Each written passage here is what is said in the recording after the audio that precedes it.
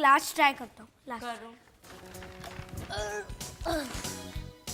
कितना ट्राई किया, अब तो मेरे हाथ भी दुखने लगे, फिर भी मैं उड़ नहीं पाया। तो तुम इतने डिसअपॉइंट क्यों हो रहे हो पुन्नायु? नहीं उड़ सके तो क्या हुआ? हमने इतना पढ़ा, इतना सीखा, मुझे तो बहुत मजा आया। हाँ, मजा तो मुझे भी बहुत आया। आया ना? यही तो इम्पोर्टेंट है ना कि मजा आए। वैसे आपको याद है बात कहाँ से शुरू हुई थी?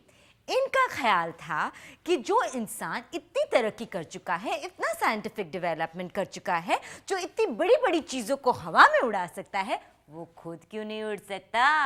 मम्मी, वैसे इतने बड़े बड़े डायनासोर उड़ सकते हैं, तो फिर हम छोटे छोटे इंसान क्यों नहीं उड़ सकते? इसी सवाल का जवाब हम आज ढूंढेंगे, क्योंकि ऐसा ही होता है जब होती है हर मुट्ठी में साइंस।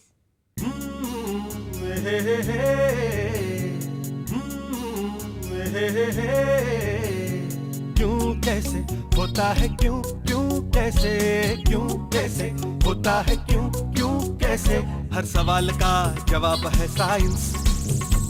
हर क्यों क्यों कैसे का उत्तर है साइंस। हर बात में है साइंस, हर राज में है साइंस। अरे आंखें खोल के देखो तो हर मुट्ठी में है साइंस, हर मुट्ठी में है साइंस।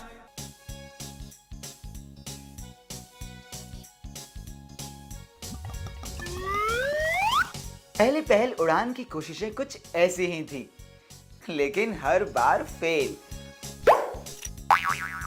तो होनी ही थी। हम इंसान उड़ने के लिए बने ही नहीं, उड़ने के लिए तो बने हैं पंछी।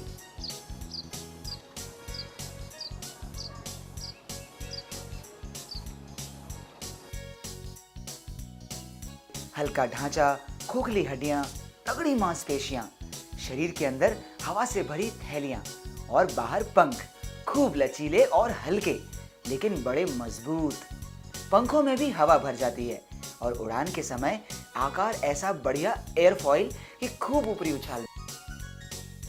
शरीर के अंदर भी सब कुछ हाई स्पीड, हृदय तेज धड़कता है, शरीर खूब गर्म, हमसे 7 से 8 डिग्री ज्यादा, हाजमा भी तेज, सब कुछ तेजी से ऊर्जा देने के लिए। पक्षी खाते भी ज्यादा हैं, कुछ तो अपने वजन से 2 से 3 गुना खाना हर रोज।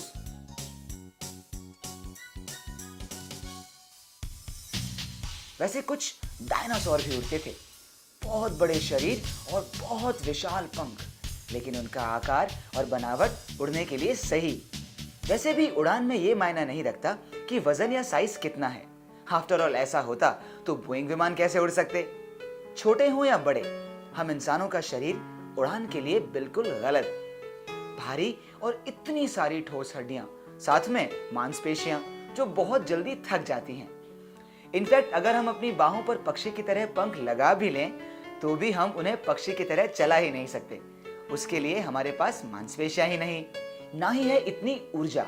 इसलिए याद रखें कि हम बहुत कुछ ऐसा कर सकते हैं जो पंछी नहीं कर सकते, लेकिन पंछियों की तरह उड़ नहीं सकते।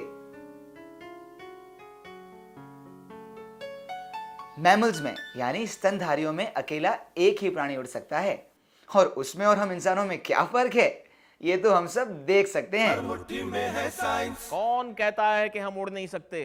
कौन कहता है कि हम सिर्फ धरती पर चलने के लिए बने हैं? तो चलिए थोड़ा उड़ते भी हैं और उड़ाते भी हैं।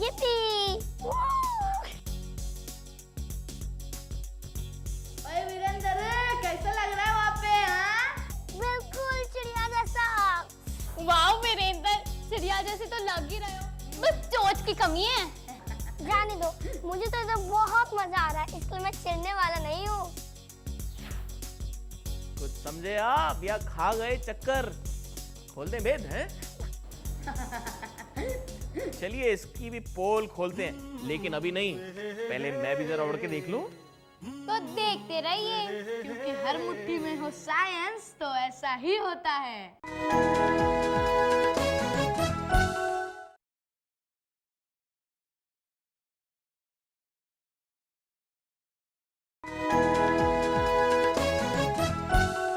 कितने अच्छे तरीके से उड़ के बताया ना उन लोगों ने।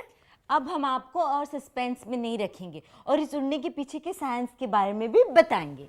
मुट्ठी में है साइंस। उड़ने का कमाल या नजर का धोखा, दोनों ही नहीं। ये तो है कमाल एक आईने का और फिजिक्स का।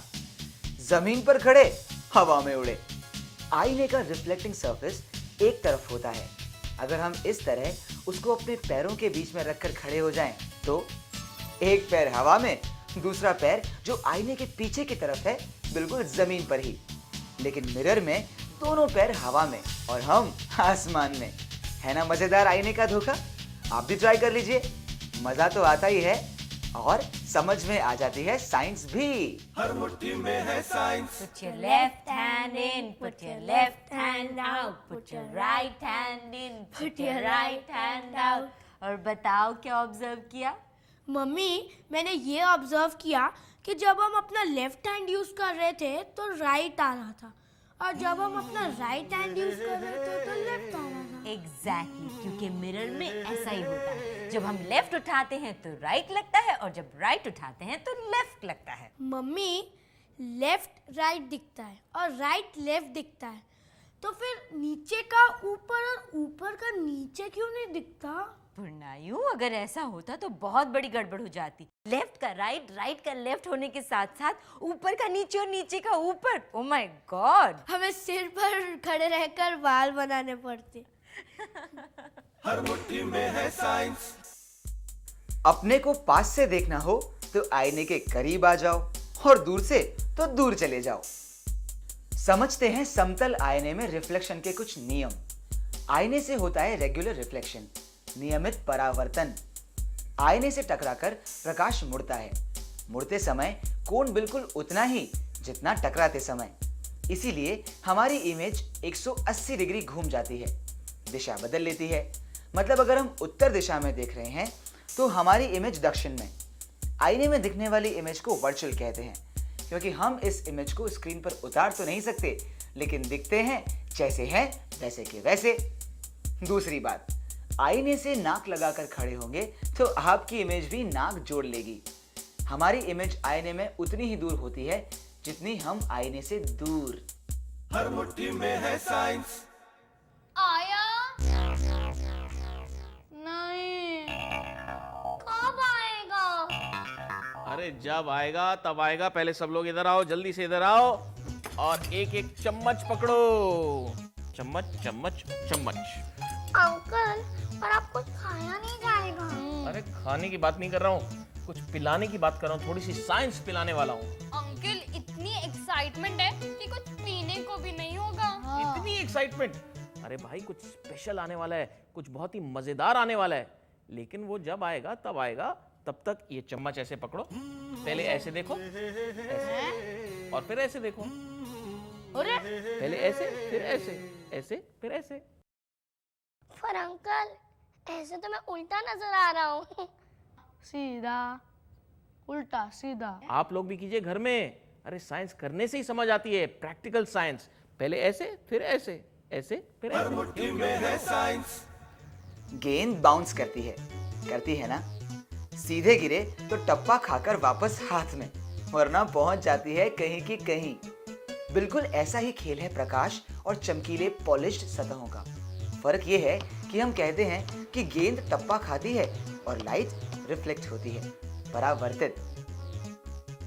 स्टील का चम्मच भी अच्छा रिफ्लेक्टिंग सरफेस है। और कर्व्ड मिरर्स की साइंस समझने का मजेदार तरीका। चम्मच आईने की तरह सपाट नहीं, ये तो एक तरफ से कॉन्वेक्स है, दूसरी तरफ से कॉनकेव। कॉन्वेक्स या उत्तल, बीच से उठा हुआ। जब लाइट कॉन्वेक्स मिरर पर गिरती है तो इमेज बनती है कुछ ऐसी। दूसरी तरफ है कॉनकेव, अवतल, बीच से अंदर धंसा हुआ। इसमें हम दिखते हैं लंबे और पतले। और अगर चम्मच को दूर ले जाए तो उल्टे भी। हर मुट्ठी में है science. Convex, concave, convex, concave. Start. आंख का लेंस,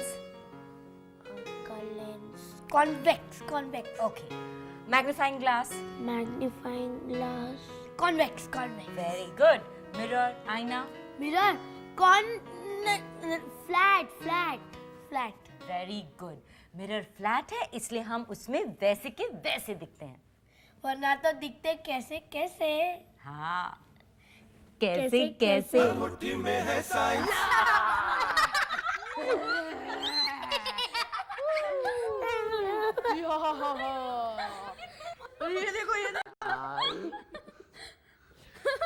हंसी हंसी में साइंस।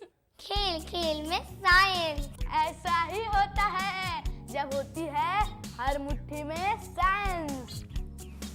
इतनी मस्ती के बाद अब जल्दी से ये मजे की साइंस भी मुट्ठी में हो जाए। हर मुट्ठी में है साइंस।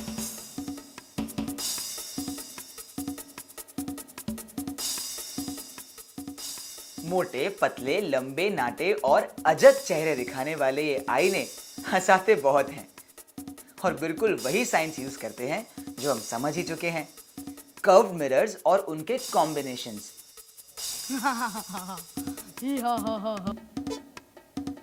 Tiding tiding.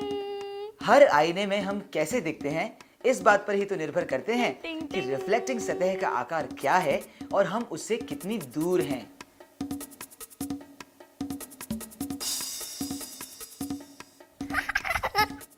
तो अगली बार आपको इस हंसी के फुव्वारे में जाने का मौका मिले तो हंसिए, हंसाइए और थोड़ा गौर से देखिए कि किस तरह के आईने में आप कैसे दिख रहे हैं।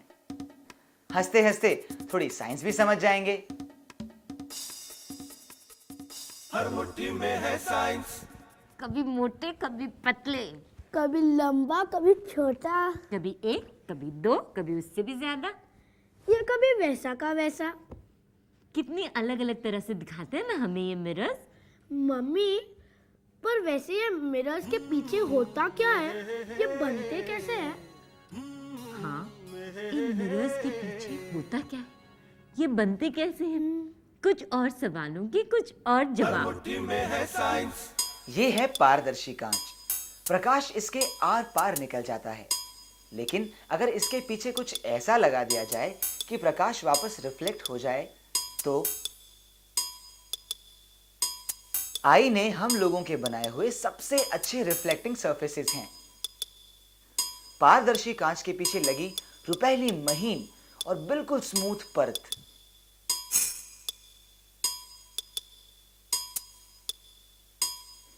हमने आईने के पीछे लगे पेंट को खुरच कर भी देखा तो उसके पीछे की छुरी भी दिखने लगी। अब खुद सोच लीजिए कि आईने के पीछे काला पेंट या किसी और रंग का पेंट क्यों नहीं लगा सकते।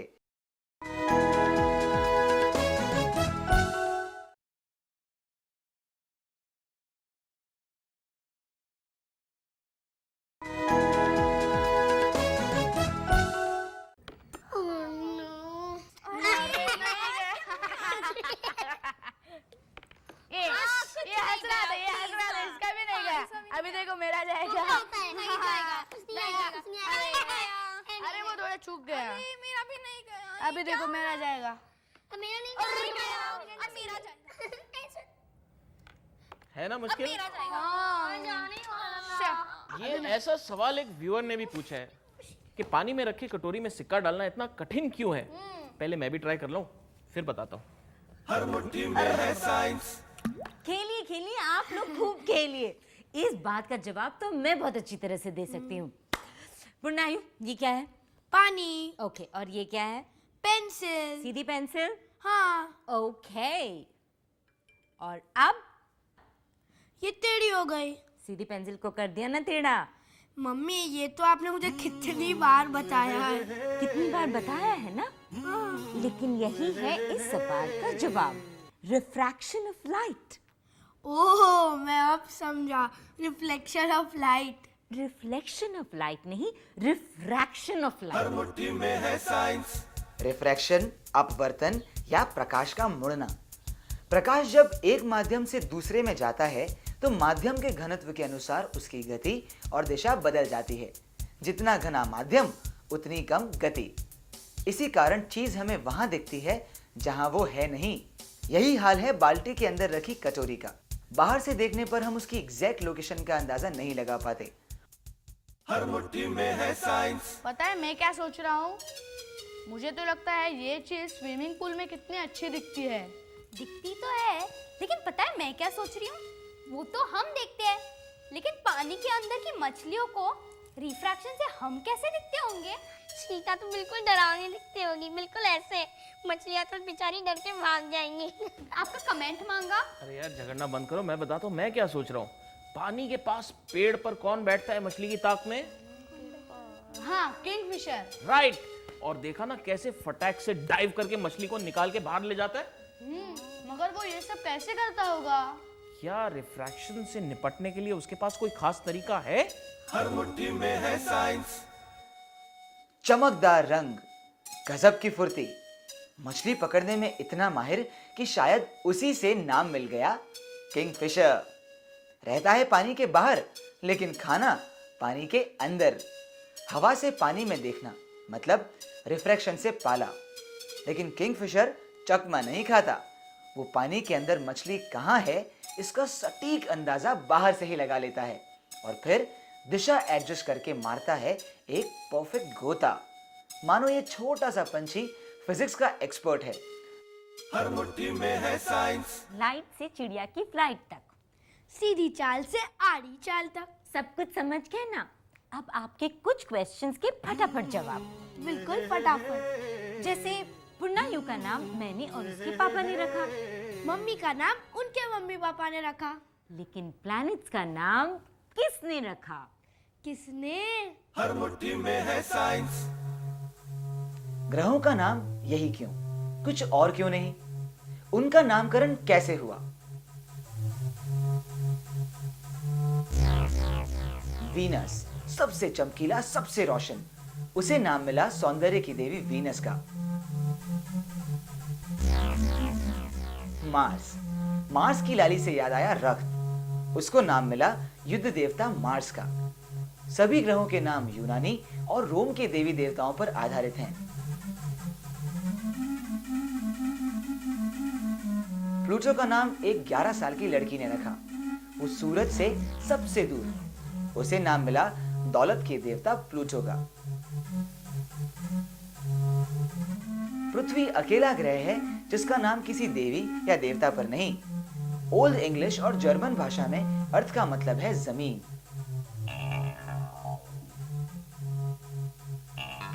वैसे आपको बता दें कि वर्ष 1919 में एक अंतरराष्ट्रीय संस्था बना दी गई, द इंटरनेशनल एस्ट्रोनॉमिकल यूनियन। सौर मंडल से जुड़े नामकरण अब IAU का अधिकार। हर मुट्ठी में है साइंस। गोल गोल गोल गोल, पृथ्वी तो घूम रही है। गोल गोल गोल गोल, घूम रही है और घूमती आई है। गोल गोल गोल गोल। और आशा करता हूँ कि हमेशा घूमती ही रहे। गोल गोल गोल गोल। पृथ्वी को कौन घुमाता है, ये सवाल बहुत लोगों को परेशान करता है। इस सवाल का कोई गोल गोल जवाब नहीं, सीधा सा जवाब दे देते। हर मुट्ठी में है साइंस। पृथ्वी को घुमाने वाला बल, पृथ्वी को घूमने के लिए बल नहीं चाहिए, वो तो अपने जन्म से ही घूमती आई है।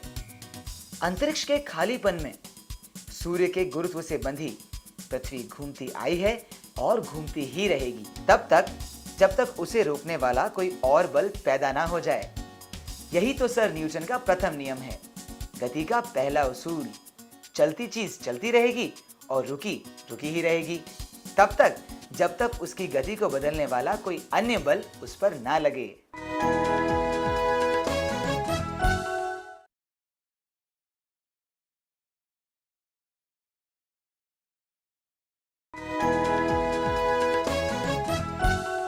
पृथ्वी को गोल गोल घूमने से तो कोई नहीं रोक सकता, लेकिन लट्टू को, उस बेचारे को तो रुकना ही पड़ता है। क्योंकि लट्टू को चलाने वाले भी बहुत सारे फोर्सेस हैं और उसे रोकने वाले भी बहुत सारे फोर्सेस हैं।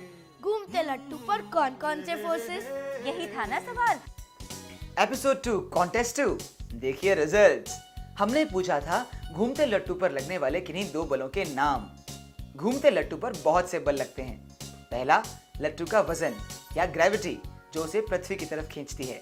दूसरा, सतह के साथ फ्रिक्शन या घर्षण।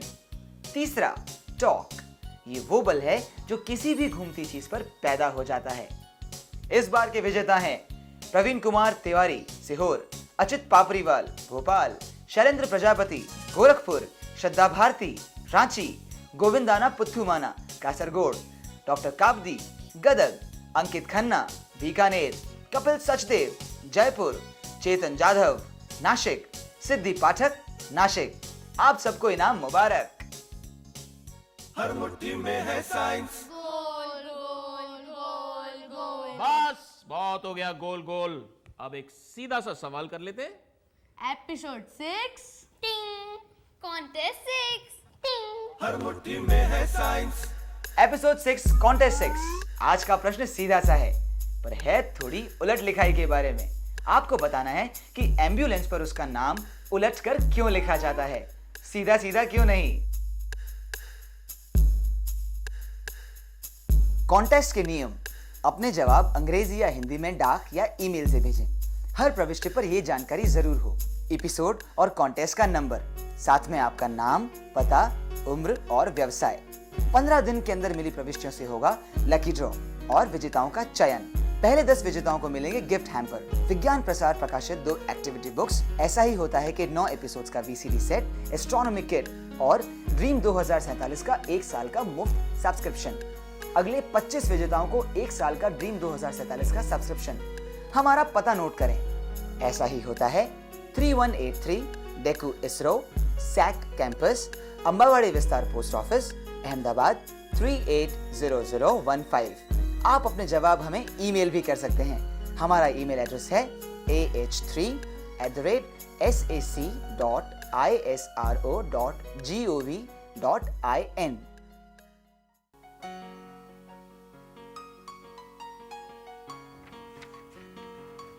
पुरनायु, क्या हुआ बेटा, इतनी हिलडुल क्यों रहे हो?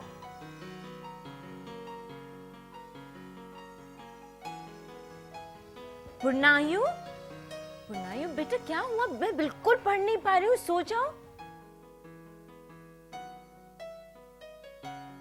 पुरनायु, इतना क्यों हिल रहे हो तुम? मम्मी, मैं इतना सा तो हूँ और मेरे इतने हिलने से आपको इतनी प्रॉब्लम क्यों हो रही है? कि तुम हिल रहे हो तो पलंग हिल रहा है, तो किताब हिल रही है, मैं पढ़ नहीं पा रही हूँ। मम्मी, मुझे एक मजेदार आइडिया आया है। सोचो कि अगर एक साथ सारे इंडियंस जोर से कूदे तो इंडिया का क्या होगा? क्या होगा? क्या होगा इंडिया का? अगर हम सारे इंडियंस एक ही वक्त एक साथ कूदें तो? इस सवाल का जवाब भी है हमारे पास, और मिलेगा भी अगले हफ्ते इसी दिन इसी समय, क्योंकि ऐसा ही होता है जब होती है हर मुट्ठी में साइंस।